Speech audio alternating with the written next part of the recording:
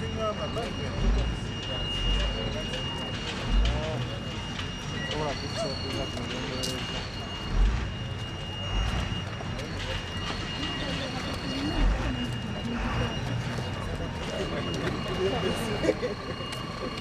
has been shown by the applicant that the subject individual, Mubiru James, has been in detention since March 2021.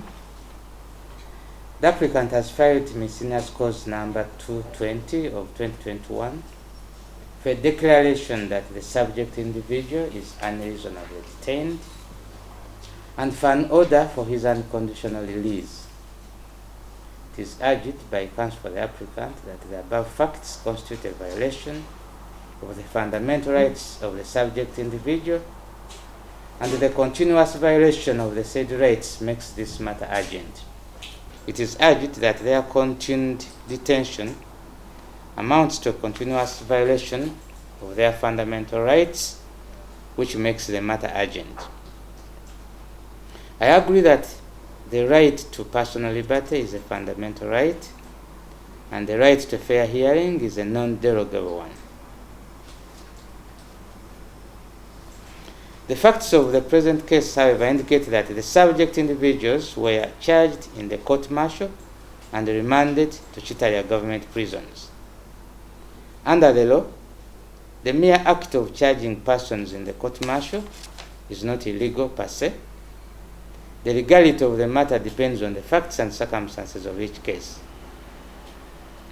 I also take cognizance of the fact that courts have not been working normally, and many persons in prisons have not been tried in time owing to the slowed operations of the courts occasioned by the COVID-19 pandemic. As such, many Ugandans fall in this category. If the courts were to open its doors to all the persons in this class, the limited operation of the courts at 10% would not be able to handle, and it would water down the purpose of the window left to handle really urgent matters. In the circumstances, my finding is that the legal issues raised in miscellaneous cause 221 of 2021 can be properly handled by the trial judge when the country opens up. Application is accordingly disallowed, and the costs shall be in the cause. Tuze mu Kkooti ku misango ebiri ogusooka gwa Mubiru James. Mubiru James abadde mu kkomera mu kaduukulu ka poliisi kumala ebbanga ddene, so tusabye Kkooti ebeere oba twasabye Kkooti ebeere ng'emuyimbula olw'ensonga nti mu mateeka eppya erya Human Rights Enforcement Act bw'onteeka ku rimandi oteeka okumpozesa mu myezi 4. Mubiru amaze emyezi egisukka mu 4 nga tawozesebwa, so omusango ogwo gwe twaleese mu Kkooti neffe twabadde tukiraba nti ensonga yeterinda olw'ensonga nti eddembe lye ly'okwetaaya lyongera okutyobolebwa.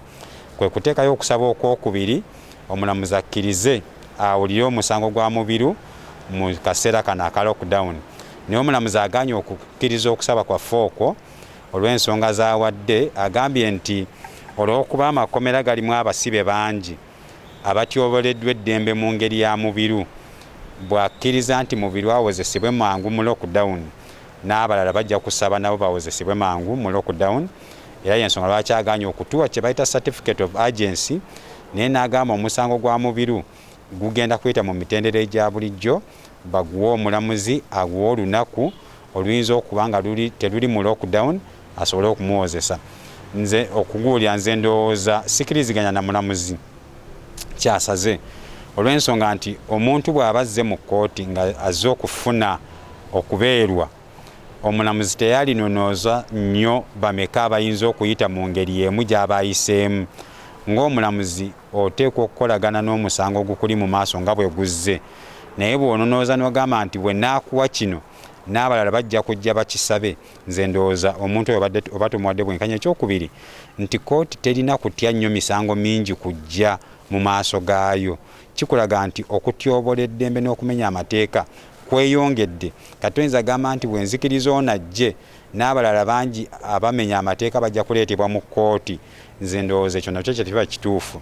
in fact omulamuzi omubiri awulirizibwe mangu yalyongedde okukoma ku b'obuyinza abasiba abantu mu bukyamu ne mu nsonga ezitali z'amateeka okwekomako ensi ekitegeere nti buli lw'osibira abantu mu makomera nga tobawozesa, buli lw'osiba abantu mu bukyamu oba oyongera pressure ku system ya government ya kkooti. Kati kkooti tolina kutya kuyita bantu abo bakkirize bajje, ne gavumenti eteeka ssente mu bitongole ebikuuma ddembe ne mu bitongole ebitulugunya bannayuganda emanye nti erina okukoma ku bantu abo balekera abo ebikolwa ebyo. So kisooka ekirwadde COVID-19 mu mateeka tekiriimu.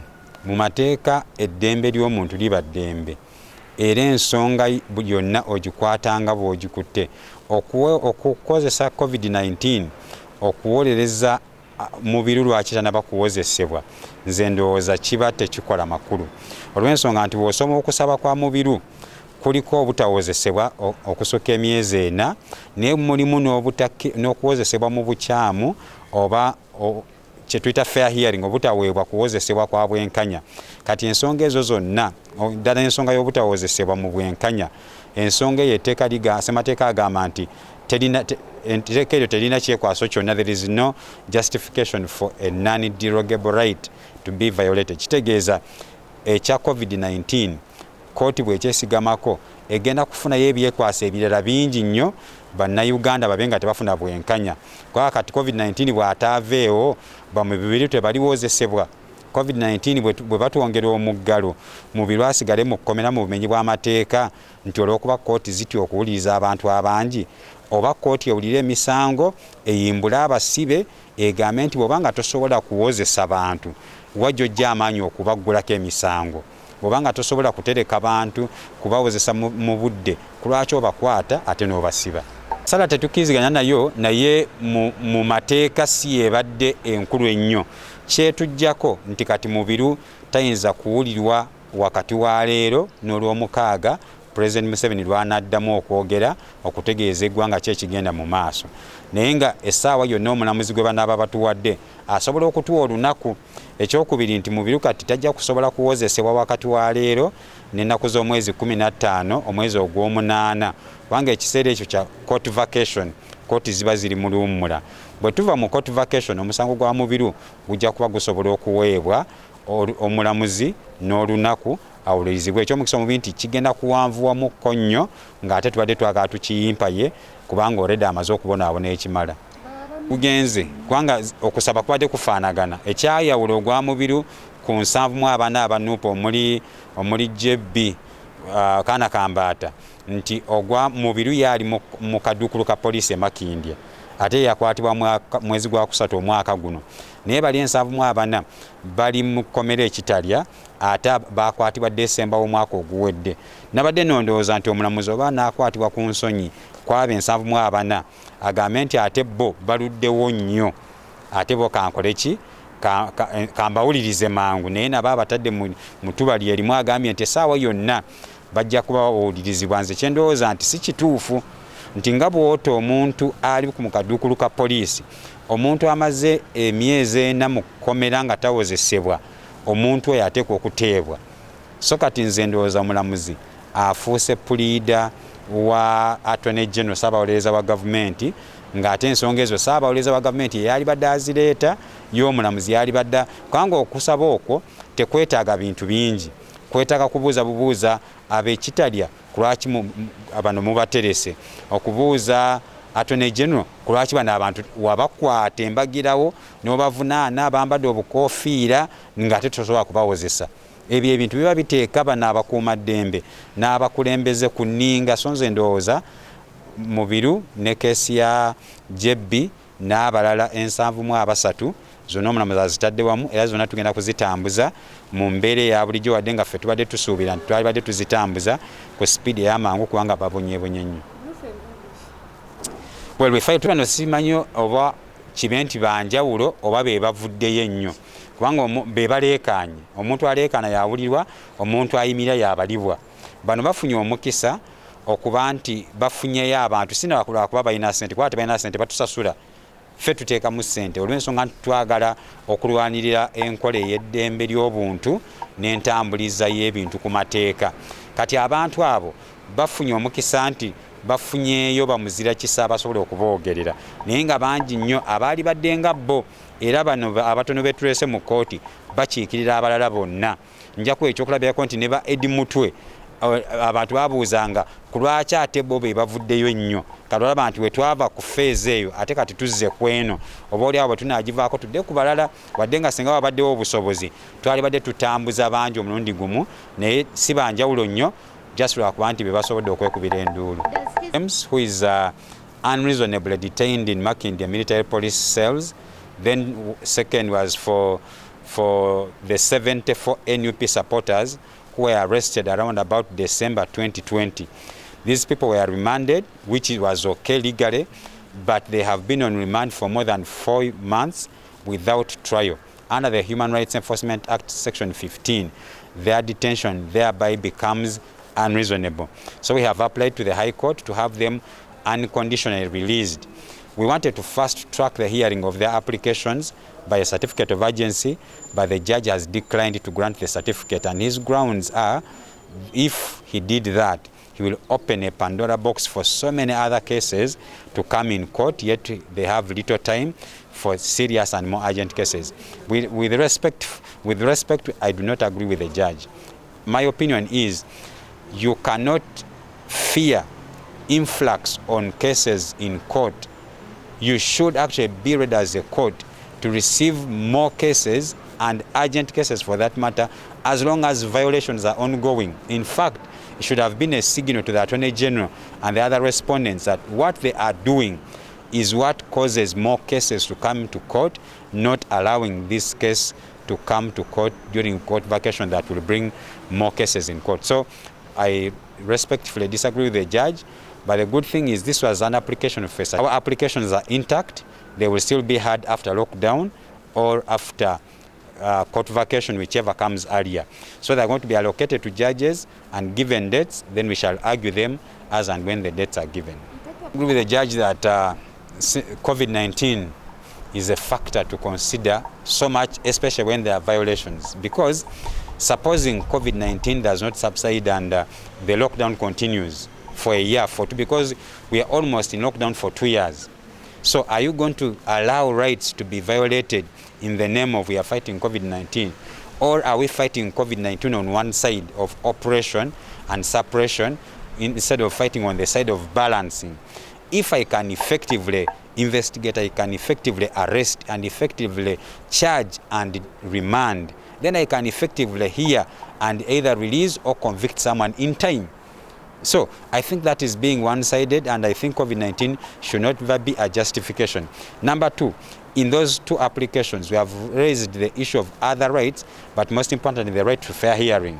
These people were denied the right to fair hearing when they were arrested, taken to hidden places that were unknown, and charged in court in the absence of their lawyers. When you appear in court under the law, you have a right to have a lawyer of your own choice. These people did not. Mubiru was whisked off to court. Lawyers appeared at court. They were denied entry, and he was forced to have a lawyer of the court-martial. So that is unfair hearing, and that is a non-derogable right.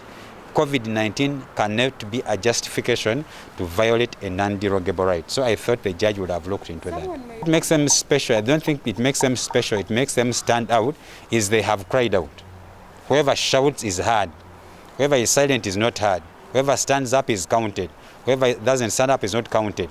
These are just tips of the iceberg. But people are rotting in prisons. They can't afford to communicate. I'm not saying these people have paid lawyers. This is pro bono. They can't even afford to pay us. We are just fighting for their rights. But they've been able to reach out to us. Many are still trying to reach out to us and to other lawyers and other people that can help them. So they're not special. It is just that they have been given that opportunity of accessing people who are willing to act for them. But if they were able, you would see so many people here, because young boys and girls are rotting in prison for no justification. They were arrested in clandestine matters as if the world was burning. But when it comes to prosecuting them, there is nothing. And this is what has happened on all these cases of human rights violations. Someone is arrested, detained for 3 months, charged and remanded, and the government doesn't prosecute him, and I think that is not proper. That is why we believe that these are people that are standing out but should be speaking for all the others who have not been able to be heard. Nga olwaleero tuzze kutunuulira ku ngeri emirimu gye gitambulamu mu ssiga eddamuzi era obwanga tubutadde nnyo mu kkooti ezitali zimu naye nga tutunuulira ekiriwo essaawa zino nti be bawagizi ba ekibiina kya National Unity Platform 75 abakyali mu makooti mu kiseera kino agatali gamu wabula nga enteekateeka y'okuwuliriza emisango gyabwe ekyaziŋŋamyemu olw'ensonga y'ekirwadde kya COVID-19. Bano nga bayita mu bannamateeka baabwe baali baddukira mu kkooti enkulu wano mu Kampala okulaba nga bakkiriza abagire nga bagenda bawuliriza emisango gyabwe newankubadde eggwanga likyali mu muggalo olw'ekirwadde kya COVID-19 wabula olwaleero omulamuzi Boniface Wamala enteekateeka eno ayongedde okugisimbira ekkuuli n'agamba singa amala nakkiriza kino embeera eyinza obutatambula bulungi nti n'abalala abalina emisango egitali gimu bayinza okuvaayo nga baagala kikolebwe mu mbeera y'emu. So tuzze wano tugenda batutunuulira tugezaako kutunuulira essiga eddamuzi butya bwe likuttemu ensonga zino n'ensonga endala ezigwa mu kkowe eryo. Ndi n'omukyala Mase Namirembe Lugemwa, ono yaliko vice president wa bannamawulire. Kitambula kitya? Bitambula bulungi sebo. Bitambula bulungi sebo. Vice president. Once a president. Once a president means a president. Once a honorable is always a honorable. Honorable kitambula kitya? Bitambula bulungi. Naye Lugemwa ndoza kimala. Kyalugema kimala. Tetwatusingo yisaawo. Ekya honorable tugira tukireka. Amawulire gali gatya? Amawulire gatambula bulungi. Mpozi nga bannamawulire tuba tulina nnyo okwongera okutunuulira ensonga okusinga abantu bonna abalala bwe bandizirabye olw'ensonga ffe twandibadde eriiso liri abalala libatalina okwongera okwekkaanya ensonga nga bwe zitambula bw'obadde ojja osookedde ku nsonga y'amakooti ffenna tutunuulira amakooti ne tulaba nti 70 babazizaayo babakomezaawo si 70 bokka n'abantu abalala bali mu mbeera bw'etyo nga tebannaba kuwulirwa nga tetuli mu kaseera ka lockdown. Mu kaseera nga kano mu nsonga ey'amakooti wateekwa okubaawo ekikolebwa kubanga nga ne lockdown tennaba kujja eya 2020 waaliwo backlog oba emisango ekwetuuma mu makooti era ng'abantu kye baali basaba nga bagamba nti giwulirwe gavumenti n'egamba nti tujja giwanga budget abantu babeerewo abalamuzi babeerewo bannamateeka babeerewo. Ku mulundi guno lockdown bwe yakomyewo ey'omulundi ogwokubiri era ne tufuna obuzibu bwe bumu so nga bwe twafuna lockdown eya 2020 gavumenti yagamba nti engeri eggwanga gye ligenze ku level eya digital oba engeri gye twagala ennyo okukozesa emitimbagano kooti zikozese video call abantu okuba mentioningira emisango okuwulirwa emisango gyabwe bayita video conferencing waliwo enkola eya Zoom emirimu gigende maaso ejja kkooti egitaliimu kuŋŋaana kubanga mu mawanga amalala bakikoze ne tuleka kuyimirira kubanga waliwo abantu abalina emisango nga basobola omuweera beyiro ne bamuwa beyiro nga bagimuweererera ku video n'ogiteeka ku Buganda Road oba mu kkooti yonna mu kkooti enkulu kyali kyasalibwawo nti wagende nga wateekebwawo ezo videos abantu basobola okufuna obwenkanya. Oba obuzibu kiri kubeera nga tekinologiya wano mu ggwanga Uganda tannatuukako gw'omutendera kubanga oba otunuulira nakakira bakondoza wano mu Kampala mu kkooti ziringa mu makomera galinga 2 nakirabako eruzira nenkirabako nendooza n'ekitalya ng'abantu bawoza ali kitalya ngeno oba amakooti ag'enjawulo tegannaba kufuna bukugu obwo na teknoloji oyo asobola kukola kino yensonga lwaki abalamuzi bakyagenda mu maaso n'okubeera nga bakyakisimbire kuuli nga tulina ebitongole ebituyambako nga NITA mu teknologiya n'ebitongole ebirala okuddukanya teknologiya wano mu ggwanga nga amakampani ag'empuliziganya gatugamba nti data waffe ali ku fogi nga basobola okutuyamba okukola bino wano simanyi we kigaanira olw'ensonga nti n'essiga eddamuzi likendeeza ssente zibasaasaanya okutambuza omuntu bamugye eruzira bamuleete wano bamugye ekitalya bamuleete wano Technology akendereza ddala ssente omuntu zayinza okukozesa mu kino n'olwekyo bweba ng'embeera ya lockdown yezze mbuli kiseera kubanga yasooka tetumanyi oba weevu eyokusatu ejja kujja oba tejja kujja buli kiseera tuteekwa okweteekateeka abantu abali mu ssiga eddamu zibasomesebwa tekinologiya nga abasuubuzi bwe mubalabye abasuubuzi bali batandise okukola deliveries n'abasiga eddamu zibakikole babasomesa tekinologiya tumanye nti buli kooti enkulu waliyo video conferencing nti basobola oteekawo video omusibe n'ateekebwa mu prison gyali emisango ne gigenda maaso n'okuwulirwa kino kigenda kukendeeza ssente kigenda kukendeeza backlog n'okunyigiriza eddembe ly'omuntu amaze ebbanga mu kkomera kubanga etteeka litugamba nti omuntu alina okumala ennaku 14 ku rimandi okumukomyawo omulundi omulala naye liteeka ne litabaawo tulabyeko abantu mu mapoliisi ne bamusiba n'amalamu essaawa ezisukka 48 nga tewaliwo kikoleddwa bino byonna benna okubyewala tekinologi ajja kuyambako mu mbeera in fact lockdown okujja oba covid okujja kituzuukusa ne tunoonya dimensions endala oba engeri endala gye tusobola okukolamu emirimu etali yakugamba nti ffenna tulina kujja mu makooti tuwulire emisango gino abantu abalala ne batabaawo ng'oggyeko abajulizi ab'enjawulo naye ne bootakuŋŋaanya bantu bangi emisango gisobola okutambula backlog negwa neva mu makooti ne tulaba abantu nga bafuna obwenkanya enkola y'amateeka esobola okukola mu mbeera nno omuntu gwe nadde njogerako naye nga tunyumya kuwena embeera yennyini eva mu kooti essaawa zino nga ŋŋamba olaba kooti y'amagye yasobola okukwata Edi Sebuufu bago tuyita Edi Mutwe nekwata banubiyaniri abamu ku baali abakulu mu musango egyo jjukira emisango gye twogerako gye gino gyali gyabyakulonda ebyeyolekera mu kulonda awo be bantu bano betwogerako nti bakwatibwa basinga mu mwezi ogw'ekkumi ogw'ekkumi ogw'ekkumi n'ebiri Januari nga tutegekera okulonda okwa 2021 oli nga ŋŋamba nti abantu bano olaba kooti yakkiriza neetabali betwali tuyisa abakulu lwaki bano abato bakyagenda mu maaso n'okubeera nga banyigirizibwa lwaki kooti esobola vaayo buvi n'ebata kisoboka olowooza mu nkola y'amateeka kooti esobola okuvaayo buvi n'egamba bannaye mugende mu nkola y'amateeka tekisoboka kugamba kuvaayo omusango teguuliddwa nti mugende oba abantu ne balondebwamu ab'olubatu olw'erinnya lyabwe bo ne bateebwa abalala ne bafuuka sacrificial lamb ne basigala mu kkomera munda ekiba kirina okukolebwa kwe kuteekebwawo engeri ey'amangu nalabyeko omulamuzi Boniface Wamala ng'agamba nti tasobola kuwa bail bana ba NUP olw'ensonga nti ejja kuba precedent case eri bannayuganda abalala naye emisango emitonotono buli bw'ogikkiriza n'ogamba nti kambazeeyo ku rimandi 7 ne bannayuganda abalala eri oyongera kuteekayo bantu bangi ekyokubiri kigenda kuba kiyinnyirira eddembe ly'abali abali munda kubanga ojja otuuke ebifo awasulwa nga wali abantu bangi obeere ng'onyigiriza obulamu bwabwe obwa bulijjo so singa emisango emitonotono gikolwako omuntu n'afuluma kyogambye ekyokugamba nti baba tebafulume si kufuluma abalamuzi bakole nga abali essential ne ba lawyers okulaba ng'abantu bateebwa mu budde eritali bbanga panvu naddala ku misango gino egitali nnyo gy'amaanyi wetwagendera mu lockdown yasooka actually yete naggwako bulungi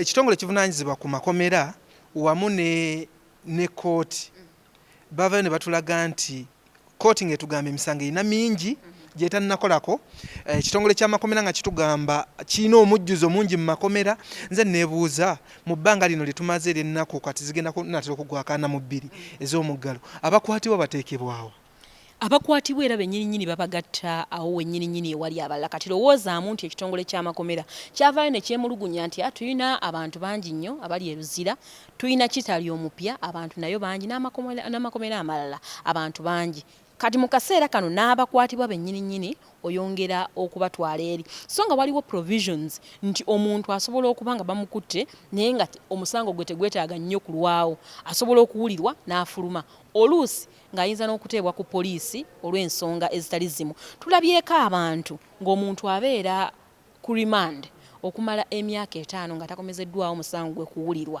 kati n'otunuulira abantu nga bano nti essiga eddamu lyandibadde liddamu ne lituula ne lyekenneenya ne ligamba nti abantu bwe bati ne bwe bati abali mu kategori bweti bayambibweko emisango gyabwe giwulibwe oba ku vidiyo oba ku zoom abantu bava mu makomera lowoozaamu ng'omuntu omusibye okumala emyaka 5 bw'omala n'avaayo n'omugamba nti toyina musango abeera afiiriddwa mu byenfuna bye mu by'amaka ge obeera omuto kyalinza psychologically ate tosobola kumuddiza ebyo byafiiriddwa mu bulamu bwe so ab'essiga eddamu balina okukitunuulira nalabyeko ne pardon eya president kubanga mu ssemateeka wa Uganda president aliko aweebwa obuyinza okulaba nga mu kaseera konna k'abaasazeewo abaako abantu baata era nalabyeko Jane Francis Abodo ono nga ye DPP w'eggwanga ng'agamba nti bagenda kulondayo categories z'abantu abali embuto abaluddewo ennyo naye ng'emisango gyabwe ginaatera okuggwako, abantu abaliko obulemu. Mu categories zino bw'otunuulira amakomera waliwo abantu bangi mu SACCOs ez'enjawulo ba mu makomera ag'enjawulo naye nga emisango gyabwe ginaatera okuggwawo nk'abuzaayo myezi bwezi. Tusaba President abantu baneeno bateebwe bafulume. Omuntu agenda okufuluma bw'aba abuzaayo myezi mitono aba reforminze ng'ali remorseful era ng'asobola okutandika obulamu obujja obulungi. Weewaawo tukweyanziza honorable gwe twayise Masitula Lugemu erya honorable teyagala tulikozese nnyo bwe mwali mu lwokaano olwo baalaga wa bwe wali nabo mu bukulembeze obwo mu bukulembeze obw'enjawulo bwe twali nabo Bashiri n'agenda mu parliament nze ne nsigala mu mawulire gange n'abantu abalala bagezezaako okufuna ebintu eby'enjawulo. Obukulembeze si kudduka sipiidi wabula ofuna okumanyisibwa na butya ebintu by'eggwanga bwe bitambula banno bwe muli mu mulimu bayisibwa butya nangeri ki gy'osobola okubayamba ne bw'oba toli mukulembeze osobola okuyamba abantu mu busobozi bwo. Olinayo enteekateeka ng'eya pulezidenti wo oba pulezidenti waffe gye yakola naawe ogiyingira nti yagenda mu layini y'ebyobufuzi biri byennyini n'ayingira palamenti naawe olinayo enteekateeka ekika ekyo 2026? Obukulembeze buva eri Katonda era bwe kunaaba kuyitibwa sijja kuwannaanya. Akyogedde kyekyo Masitula Lugemwa twali twogera kututunuulira essiga eddamuzi ensonga twali tutunuulidde emisango egyo egiremedde mu makooti egikandaaliridde naddala okusinga gikandaaliridde nnyo muli nga tulina ekibuuzo honorable akyogeddeko oba mukyala Masa akyogeddeko nti watya ng'omuntu bakusibye omaze ebbanga lya myaka ng'etaano nga tutwalibwa mu kkooti oba omusango gwo nga teguwulirizibwa oluvannyuma lw'emyaka egy'etaano omulamuzi n'avaayo n'akakutema nti ago nti tewalina musango era gy'obadde oliyo mu bumenyi mu bukyamu bakutodde eka ebbanga eryo ly'emyaka etaano oyinza otya olibalabala mu bulamu bwo obwa bulijjo nti ozzaawo otya abazungu balina ekigambo kye bagamba nti buli budde obugenda tebusobola kudda. So obudde obwo bwe tutunuulira nti watya nga bakutadde naye ng'obaddeyo emyaka etaano ebyenfuna byo ng'omuntu famire yo obwongo bwo ng'omuntu bubeera bunyigiriziddwa kyenkana ki bwetyo tubadde Tone Ssenabulya yenze sigaddamuzi tujja kudda nga tutunuulira ebyo ebiba bikoze amawulire mu mbeera buli lunaku tubaayo ne update gye tuba tuleeta nga tutunuulira ebikoze amawulire.